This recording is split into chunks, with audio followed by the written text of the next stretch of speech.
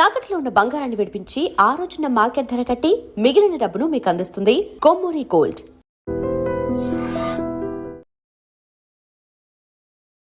నమస్తే, welcome to I dream inside politics with Kavitha. మనతో పాటుగా ఉన్నారు బీజేపీ ఎంపీ రఘునందన్ రావు గారు. హలో అండి, నమస్తే. సంక్రాంతి శుభాకాంక్షలు. Thank you. Wish the same. ఎలా ఉన్నారు మీరు? బాగున్నాం. ఎట్లా జరుపుకుంటున్నారు సంక్రాంతి? బాగా జరుపుకుంటున్నాం. బాగా జరుపుకుంటున్నారంటే పబ్లిక్ తోనే ఉన్నారు కదా ఇంతసేపు, మీ కార్యకర్తలు లీడర్ అనుకు ఉండాల్సిందే, పబ్లిక్. లీడర్ పబ్లిక్ లేకపోతే మ్యాడ్ అయిపోతాడు.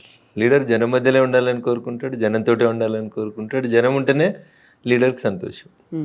సో మామూలుగా మీ ఒక పొలిటీషియన్స్ లేకుంటే పబ్లిక్ రిప్రజెంటేటివ్స్ ఇట్లాంటి వాళ్ళకి చాలా చాలా తక్కువ టైం దొరుకుతుంది. ఆ దొరికిన టైమో ఇంట్లో పిల్లలో లేకుంటే ఫ్యామిలీతోనో బయటికి వెళ్ళాలి, వెకేషన్ కోసం, అట్లాంటిది ఏం పెట్టుకోలేదా ఈసారి?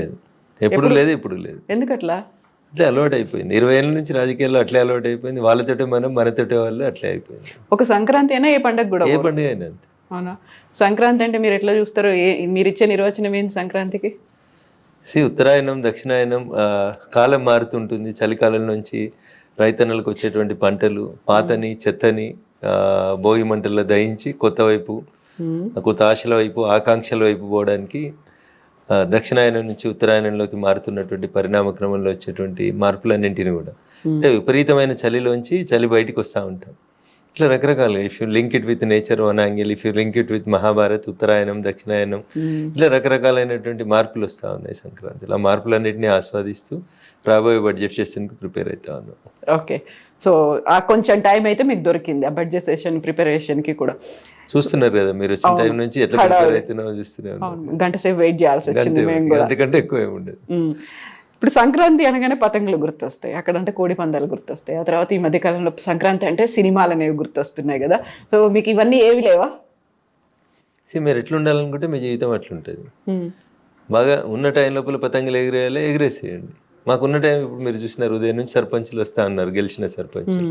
వాళ్ళంతా దూరం నుంచి కొత్త గెలిచినటువంటి సర్పంచులు ఎన్నో ఆశలు, ఆకాంక్షలు, పంచాయతీలు. పాత సర్పంచ్ చేయలేని నేను అన్ని చేయాలి, తొందరగా పేరు తెచ్చుకోవాలి, యువ రక్తం వచ్చింది, కొత్త రక్తం వచ్చింది సర్పంచులుగా. వాళ్ళకి ఆశ ఉంటుంది, ఈరోజు పండుగ నాకు సెలవు అని నేను చెప్పలేను. So we have to work. పనిలోనే మనం ఆనందాన్ని వెతుకోవాలి, పనిలోనే ప్రజలకు సేవ చేయడంలోనే ఆనందాన్ని వెతుకోవాలి. నరేంద్ర మోడీ గారు ఈ దేశ ప్రధానిగా ప్రమాణ స్వీకారం చేసినప్పుడు నేను ప్రధాన మంత్రిని కాదు, ప్రధాన సేవకుని ఉంటా, ప్రజలకు అందుబాటులో ఉంటా అని చెప్పి ఆ నాయకుని నేతృత్వంలో పనిచేస్తున్నాం. కాబట్టి కొంచెం మేము కూడా వారి లక్షణాలు నిలబరుచుకొని అదే అడుగుజాడలలో నడవాలని ప్రయత్నం చేస్తాం. సో పతంగులు ఎగిరేసి లేదా మీకు? చిన్నప్పటి నుంచి అలవాట్లేదు, ఇప్పుడు చేయట్లేదు. అసలు ఎగిరే రాదా? నాకు ఎగరేయడం రాదు. కోడి పందాలు మరి అసలు అలవాట్లేదు. ఎప్పుడు పోలే? విన్నాను, చూడలేదు. ఎప్పుడు అసలు ఎప్పుడు పార్టిసిపేట్ కూడా చేయలేదు? చూడలేదు, అస్సలు లేదు, చూడనే లేదు. మరి సినిమాలు చూస్తూ ఉంటాం, ఎప్పుడన్నా సమయం దొరికితే సినిమాలు చూస్తూ ఉంటాం. అంటే ఈ దురందర్లు, హక్కు ఇట్లాంటివేనా? అర్ధరాత్రిలో, అపరాత్రిలో ఎప్పుడన్నా ఇంట్లో అవి ఓటీటీలో లేకపోతే ఛానల్స్లోనో, నెట్ఫ్లిక్స్లోనో, ప్రైమ్లోనో, అమెజాన్లోనో ఏదైనా వస్తే చూస్తాను. ఈ మధ్య కాలంలో చూసిన సినిమా అంటే నేను ఎక్కువ చూసేటి అన్నీ కొంచెం ఫైటింగ్ సీన్స్ ఎక్కువ ఉండే సినిమా చూస్తాను. నేను ఎక్కువ ఈ మధ్యలో రిపీటెడ్గా చూస్తున్నా, ఎప్పుడు టైం దొరికినా 3-4 సార్లు చూసిన ఒక సినిమా జాట్. అవునా? JAAT జాట్ అని ఒక మూవీ వచ్చింది, సన్నీ డియోల్ గారి మూవీ. ఈ మధ్యలో 3-4 సార్లు చూడడం జరిగింది జాట్. ఎందుకట్లా?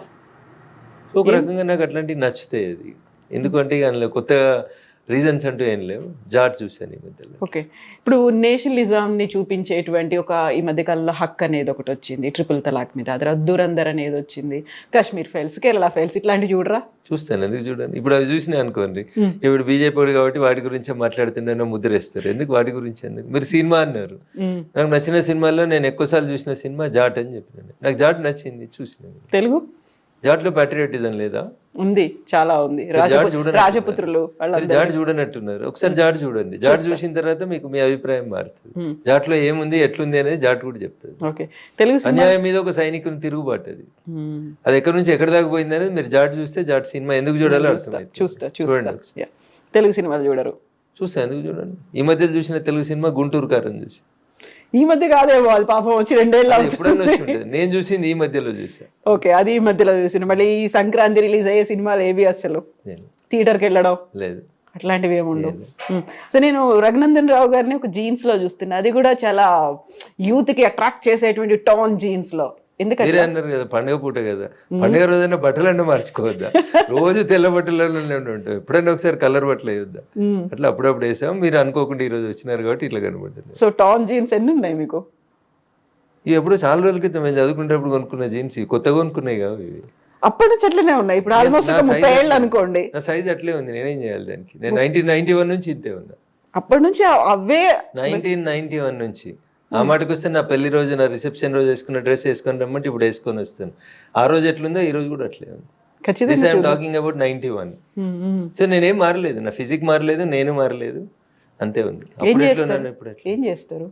ఏం చేయను, పొద్దున్న లేస్తే జనం తోటి ఉంటాను. కల్మషాలు, కుత్సితాలు, మందిని ముంచాలనే ఆలోచనలు ఏం లేకుండా నా పని నేను చేసుకొని పోతాను. మన ఇంటికి వచ్చి తలుపు కొట్టిన వాళ్ళకి సాయం చేయడం మనకు తెలుసు, అంతే, అంతకుమించి ఇంకొకటి ఏం లేదు.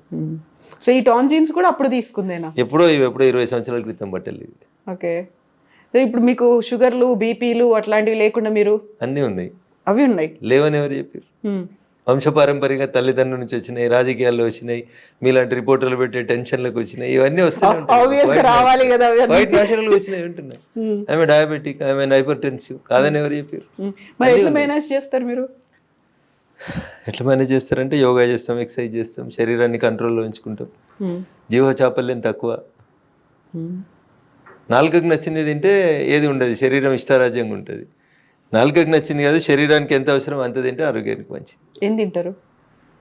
ఏది పడుతుందో శరీరానికి అదే తింటారు. నేను చెప్పిన కదా డయాబెటిక్ కాబట్టి అన్ని కంట్రోల్గానే తింటారు. అట్లా దాంట్లో ఏముంటుంది? ఎక్సర్సైజ్ రాసుకోవడానికి ఏముంటుంది? ఎక్సర్సైజ్, వాకింగ్ అంటే ఎంతసేపు చేస్తారు రోజుకి? అన్నీ కలిపి 1.5 గంటలు చేస్తారు. పొద్దున కానీ సాయంత్రం కానీ? Morning early hours. ఎన్ని గంటలకు లేస్తారు? సూర్యోదయం కంటే ముందే 4:30. బ్రహ్మ ముహూర్తం అట్లా చెప్పలేను నేను, కానీ 4:30 సూర్యోదయం కంటే ముందే అన్ని పనులు కంప్లీట్. మీకు 7 అయిందంటే వచ్చేస్తూనే ఉంటారు కదా విజిటర్స్. 7 లోపల అన్ని కంప్లీట్ చేసుకుంటాం. సో ఇంట్లో ఎప్పుడు అడగరా ఈ ఒక్క రోజు అన్నా, ఈ ఒక్క పూట అన్నా మాకు ఒక టైం? అలా ఏముంటుంది తల్లి, ఎప్పుడైనా బయటకు పోయినప్పుడు ఎట్లా జనానికి దూరంగానే ఉంటుంది కదా. ఓకే.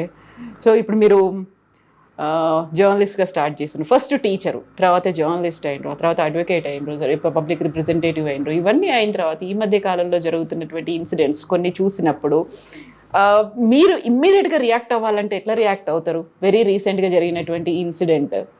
నేను బాగా ఎమోషనల్గా రియాక్ట్ అవుతాను. అదే నన్ను నేను నియంత్రించుకోలేదు, ఎమోషన్ ఒకటి నేను నియంత్రించుకోలేను. తొందర కోపానికి వస్తాను, ఆవేశానికి వస్తాను. నాకు అన్నం ఒకటి ఏదన్నా ఇబ్బందికరమైన సంఘటన జరిగితే తొందరగా రివోల్ట్ అవుతాను. కల్మషం ఉండదు, రియాక్ట్ అవుతాను, సీరియస్గా రియాక్ట్ అవుతాను. సరే మనం ఎంపీ ఇట్లా మాట్లాడాలి, ఇట్లా మాట్లాడకూడదని ఏమి ఉండదు, ఏది నిజం అనిపిస్తే అది మాట్లాడతాను. ఫిల్టర్స్ అవన్నీ వేసుకోవాలి అట్లాంటిది ఏం లేదు, ముఖం మీద మాట్లాడేస్తాం. ఎదురుకున్న వాళ్ళు ఇష్టం, అది వాళ్ళు ఎట్లా రిసీవ్ చేసుకుంటారు, ఎట్లా రియాక్ట్ అవుతారు అనేది వాళ్ళ కర్మ, నాకేం సంబంధం లేదు. కడుపులో దాచిపెట్టుకున్న వాళ్ళు అయితే అలవాట్లేదు, ఉన్నది ఉన్నట్టు మాట్లాడతాం, కుల్లం మాట్లాడతాం.